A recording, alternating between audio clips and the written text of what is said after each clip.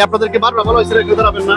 জি, আমি এখন শুনলাম আপনি যাইতেছেন। হ্যাঁ, আপনি শুনতেন এর আগে তো বলা হয়েছে কিন্তু জানেন না। আমি হপাই আসলাম। আসসালামু আলাইকুম বন্ধুরা, সবাইকে শুভেচ্ছা সুস্বাগত আমাদের ছোট্ট ভিডিওতে। বন্ধুরা দেখেন, আমরা পুলিশ সর্বক্ষণই আমাদের দায়িত্বে ওতপ্রোতভাবে কাজ করি এবং আমাদের দায়িত্বকে সুন্দর করার জন্য সবসময় আমরা দৃঢ় প্রত্যয়।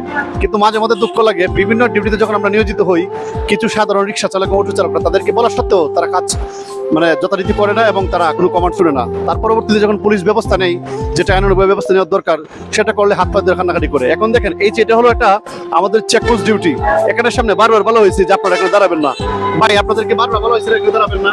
জি, আমি এখন শুনলাম আপনি যাইতেছেন। হ্যাঁ, আপনি শুনতেন এর আগে তো বলা হয়েছে কিন্তু জানেন না। আমি হপাই আসলাম। আপনি হাওয়ায় আসছেন, এরকম তো বহুত টোল আছে, তাদেরকে বলা সত্ত্বেও যায় না।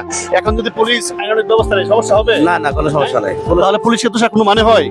তা আমরা কি আপনাদেরকে বলি নাই? জি, পুলিশ তাহলে সুন্দর রাখতে হবে, পরিবেশটাকে সুন্দর কি রাখতে হবে সবার, না? সবার। হ্যাঁ? এই ছোট ভাই, তোমাদেরকে বলা হয়েছে যে এখানে চেকপোস্টের সামনে তোমরা দাঁড়াবো না, কেন দাঁড়াও? হ্যাঁ, তোমরা কি যাবা? নানান ব্যবস্থা গ্রহণ করবো, বলো যাবা এখান থেকে? হ্যাঁ, চলে যাও। তো এই হলো অবস্থা। ওদেরকে এত বলার পরেও একটা রাস্তাকে ওভারগেট করে রাখে, ব্যারিকেড করে রাখে, যার কারণে সাধারণ পথচারীরা ভালোভাবে চলাচল করতে পারে না। আমার কথা হলো, তারা কাজ করুক, তারা পেটের দিয়ে কাজ করে, কিন্তু পুলিশের যে ব্যবস্থা আছে, রুলস, সেটা তো মানতে হবে। অর্থাৎ যেখানে বলা আছে গাড়ি রাখা যাবে, পার্কিং করা যাবে, সেখানেই করতে হবে। যেখানে নিয়ম নাই, রুলস নাই, সেখানে করা যাবে না। এই হলো অবস্থা। যাই হোক, সবার জন্য অনেক অনেক শুভকামনা। আল্লাহ হাফেজ।